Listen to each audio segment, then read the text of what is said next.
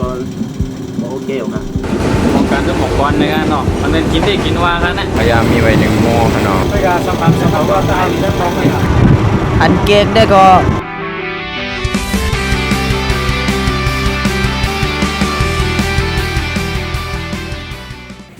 หาโมงกึ่งเขาคามีไว้ที่ตารถไฟเขาคาดีมันได้เขาคาดี have experience กับจองรถไฟไหนครับเนาะที่เอาขาย้ำก็คือได้ก็ไปพูดเนาะใช่ว่าตัวรถไฟน้ำคาดีขึ้นกันมาได้เอามานะทางไหนเจ้าในเขาพาที่ส่งเขาตั้ง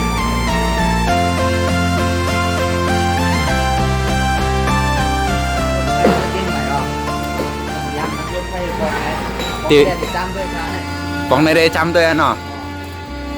ใครว่าใครนั่งหนักก็ผมใจก็มันตีเอาขยามินก็อ่ำท่อมย้ำนั่งในเนี่ยเนาะ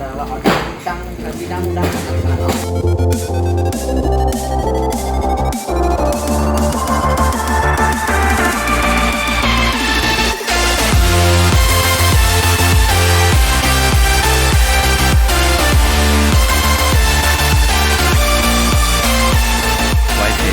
เขาคาขึ้นมาค่ะเนาะก็หมองก็เห็นเลยว่าคือเนี่ยเซอร์ไพรส์อินถามว่าตีเป็นจริงไหนเนี่ยครับตีนังมันเหมือนผมก็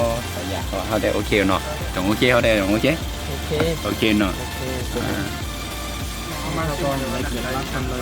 แต่ให้ไรตัวโทษไปจังมาขึ้นในขนาดนั้นวันเขาบอกว่าเคยอยู่ที่ถ้าว่าที่อยู่อันขั้นอยู่ดีแฮทำใครที่ลองในเพนเข้มๆได้เขาก็ดีหรือไรเนาะใช่เขาก็หรือไรช่วยเป็นชื่อครับไว้เสร็จไรหัวเป็นที่ไหนวันไหนจังโอเคจังโอเคจังให้ลาได้นะใหม่ครับเนาะก็โอเคอยู่ครับโอเคเนาะก็โอเคมาเจอในหาวยังมาแต่ทบใหม่นี้ก็เอาที่ไหนเนาะให้มันสบายใจแล้วก็ทำกันเนาะโอเค5 minutes later ตรงยาวออกยาวขนมเชียงใหม่ไรto Bangkok about the time I'm not sure maybe going to arrive at 9 p.m. 9 p.m. That's 9 o'clock p.m. I have never had the experience. It's gonna take 11 hours. ในร่วมมีเนี่ยคณะตัวแต่ดินเมารถไฟอ่ะว่ามีคณะมีเนาะในกี่แอมเมาอันค่าได้ผมหัวเนาะไล่ใบน้ำมาที่ไหนนะไล่ใบน้ำทำสายที่ไหนกันเนาะน้องน่าใจมือถือพองกันมาแล้วแน่โอเคเราติดจำเลยนะตัดสินผู้แม่ในทางการ2 โมง10 นาทีใจเขายัง11 ชั่วโมงค่ะนะ11 ชั่วโมงใจเขายัง11 ชั่วโมงเลยกาดจำรถไฟที่ไหนก็รถทั่วใหม่ครับเนาะรถทั่วใหม่เนาะแค่ว่าใจเตียนมีดังเชิดค่ะเนาะก็แค่วันนั้นเลยครับนะขี่คนว่าขี่รถเมล์เขาเป็นชั่วโมงขนาดถ้าเราไม่เคยขี่รถไฟลงแบบนี้รถเมล์คนเดียวเราจำได้ไงครับขี่เครื่องบินก็ยามเขียวเนาะขี่รถเมล์ก็ยามเขียวนะคือเทียงรถตู้ก็ยามเขาเนาะโอเคคือทางรถไฟไปยามขี่แต่ว่าขี่ด้วยกับไหนบอกในเป็นบอกกันดังเนี่ยเนาะอ๋อค่ะเห็นโจมอย่างนั้นพนอจอก่อนโอเคเจ็บเลย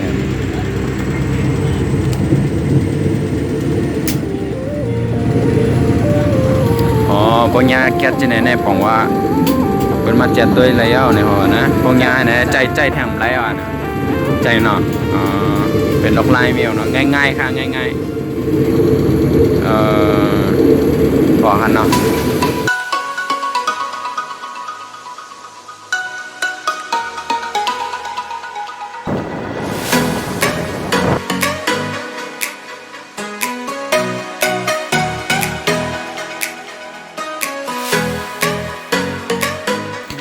มาถึงที่สถานีคนร้อนเลยครับ ค่ะเนาะจริง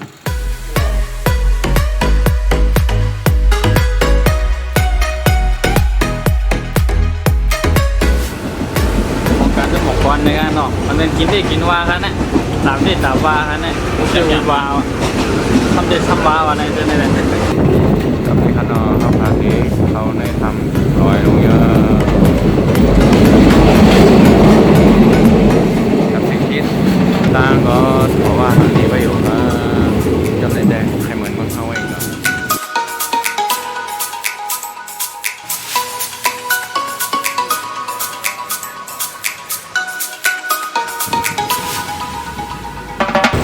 มีไว้พยายามมีไว้1 โมงขนมมาถึงโคนอุตรดิตถ์มาก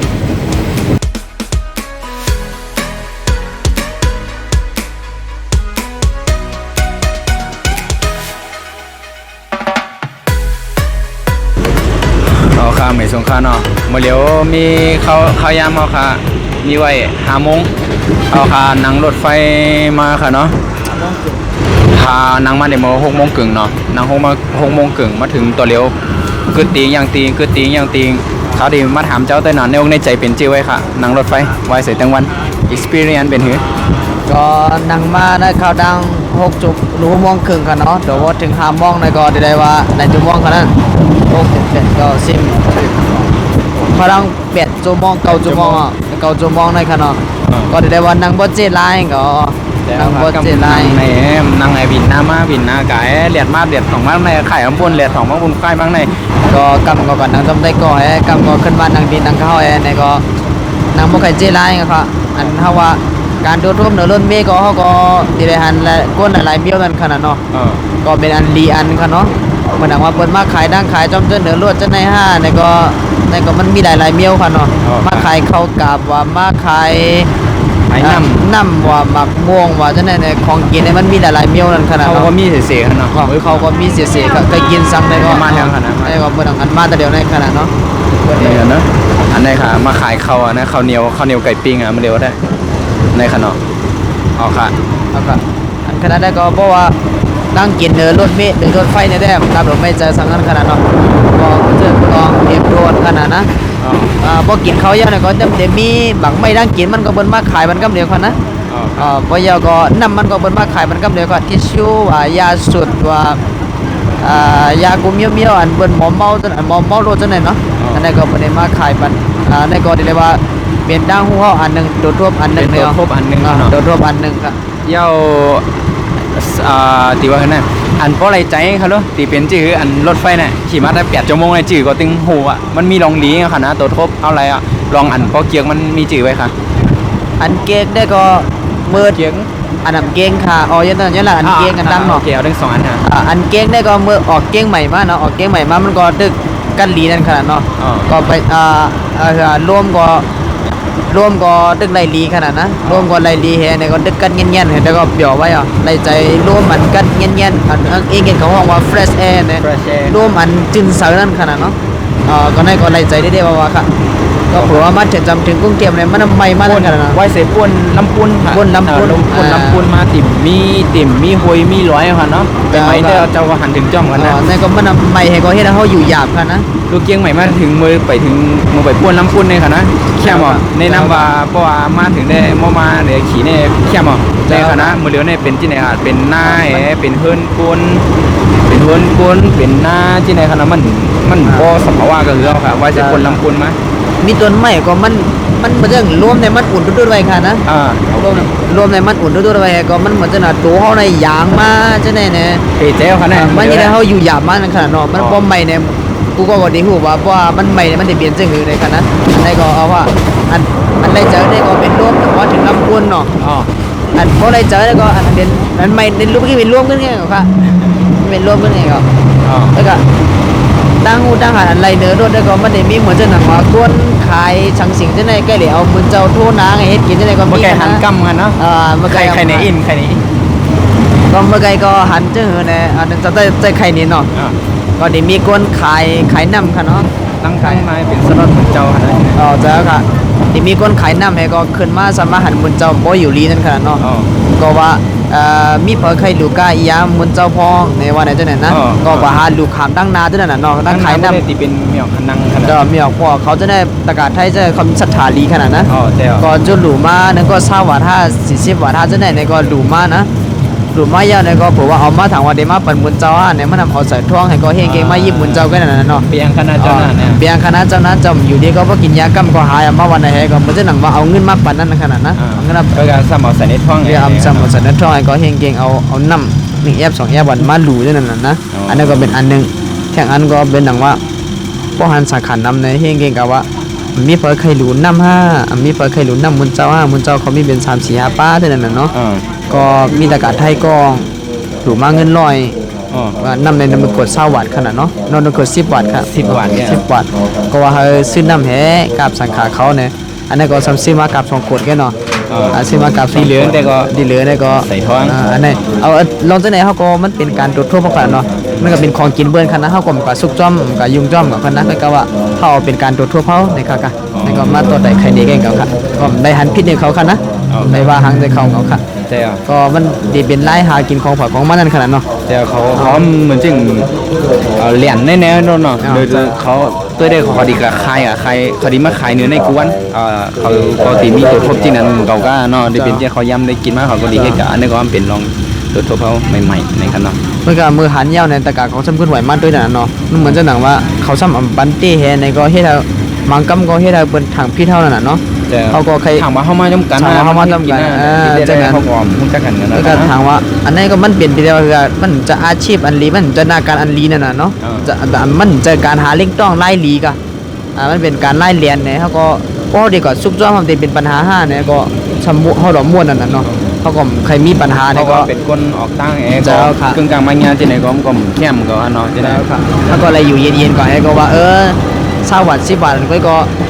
ว่าได้มาอยู่เขาเดพูดตัวอยู่โย่ในกันเนาะก็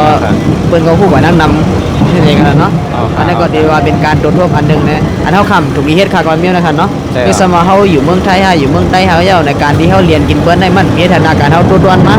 มันมีพัฒนาการเฮาขึ้นใหญ่มากในนั้นขนาดเนาะอันนี้ก็ใครล่ะ ซ้ำแทงลองว่าพอบนฮูมาว่าเปิ้นน้ำติหันพิษเนี่ยเฮาแทงเฮาเป็นคนจื้อหือแทงในขนาดนั้นมันดีอ่ะค่ะเนาะ เจ้าค่ะบัดย่างตั้งยามเฮาเนี่ยมันก็เตมาดีเล็กๆอันตั้งกันขนาดเนาะตีจ้าเนี่ยก็เฮาเรียนเบิ้นมอก10 บาท20 บาทว่าจังนั้นเนี่ยเพราะว่าในมันจังขึ้นเป็นพันมาขนาดเนาะจังเป็น 1,000 2,000 มา5แล้วก็จังเป็นหูหมื่นมันมาค่า5เนี่ยจังได๋มันเฮ็ดให้เฮาอักย่างตั้งยามเฮาเนี่ยดีมากนั่นขนาดนะจังว่าอักย่างตั้งยามเฮาเนี่ยเฮาหลุกพึกเดเมินเล็กๆก็กำเดียวกันนะพึกเดเมินเล็กๆคำว่าแป๊ก1 แป๊กดอกจ้อย1 แป๊กดอกพันค่ะนะ1 แป๊กให้ก็เฮาคำเดียวค่ะบ่เอามาเป็นเจ้าว่าในตัวหนัง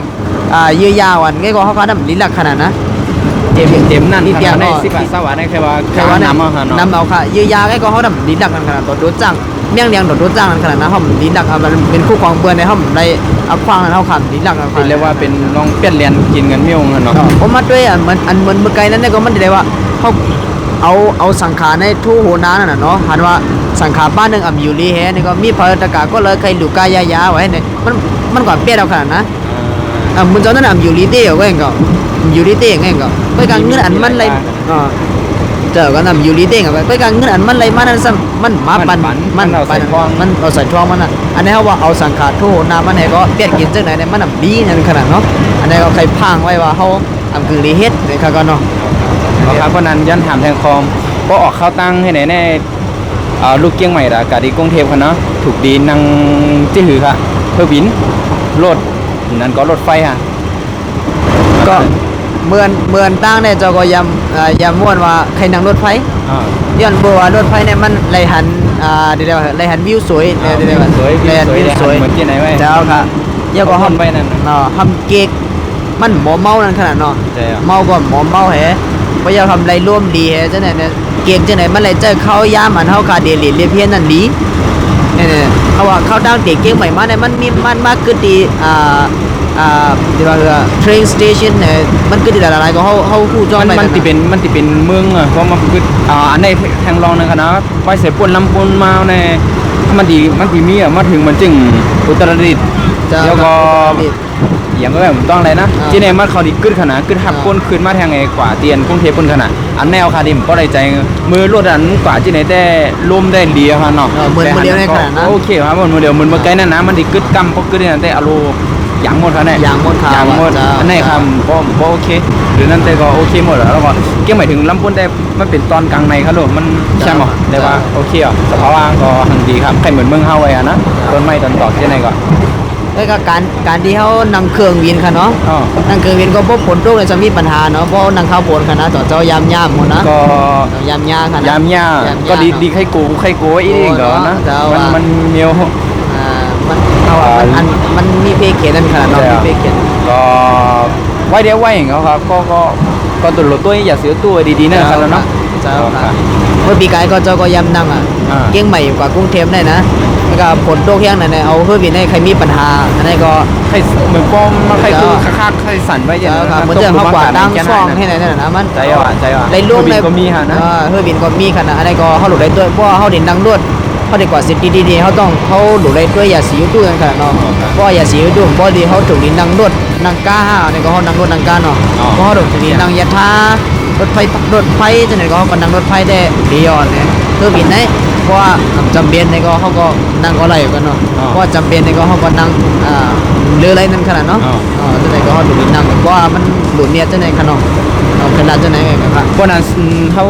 สรุปเนี่ยฮูบกว้ามมาครับเนาะก็โรเนี่ยเอาเฮวิน เจ้า ก็เหมือนจึงกามาหนอเมอร์แน่นะกามาเหมือนจึงปงหมาแน่นั่งรถตู้รถเมล์เจนไหนก็แล้วค่ะด้วยครับเพราะว่าเอาแค่เอาเข้ายามเอลิเพียนเต้ขี่รถไฟฮะได้ปั่นเข้ายามมันอยู่11 ชั่วโมงค่ะในอ่ะเนาะคดีเอาเมื่อไหร่ก็ขี่รถได้มีมง8 ชั่วโมง9 ชั่วโมงเจนไหนไงค่ะนะก็ถึงกับเอาอ่ะก็รถไฟนี่ก็ปั่นเข้ายามเอลิเพียนมันดีๆเต้ๆครับเพราะว่ามีเข้ายามเนี่ยรถไฟขาในเป็นตั้งเดือนสุดท้าย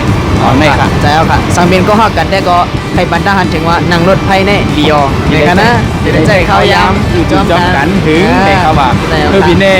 พวกเขามันโจกขึ้นบินเน่รูปบนได้ดีๆค่ะนะโจกแก็บโจกกำเงี้ยนั่นรถก็พวงหมันกันนี่แหละเพราะว่าใครโรแมนติกแต่รถไฟในเขาว่าจะได้อยู่ใจเขายามอยู่จำกันถึงเนี่ยว่า ใช่แล้วค่ะอ๋อค่ะวันนั้นก็ไปชมกันเนาะพบกันเจ้าเราวันเนี่ยเจ้าสุกวันเนาะก็มาชมกันมีกันไหนกันนะไปชมกัน อย่าลืมกดไลค์กดซับสไครต์ที่ช่องยูทูบกันเนาะ อ๋อค่ะ อ๋อครับ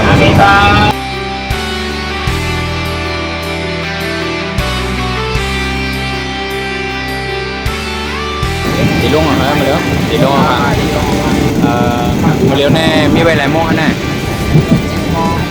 7:53เขาบอกโมงเขาบอกว่าโมงเกินลงหลายชั่วโมงอ่ะ 15 ชั่วโมงกันเนาะ ไล่นั่ง15 ชั่วโมงเขาเนาะเขาดีลงที่นั่ง10เนี่ยนะจำจันจามีเขาคดีกว่าจันจำมึงเด้อ15 ชั่วโมงกันเนาะ15 ชั่วโมงกันเนาะเขาได้นั่งเนาะเป็นจีไว้ฮัลโหลเขียมกันเนาะเป๋แจ้วค่ะคนนั้นแหละเดี๋ยวเขาเนาะเขาคดีลงกว่าครับ เปลี่ยนหม้อดิบเต็มเลยนะ 8 โมงเต็มๆเนาะสถานีร้อนเมืองอ๋อลงร้อนเมือง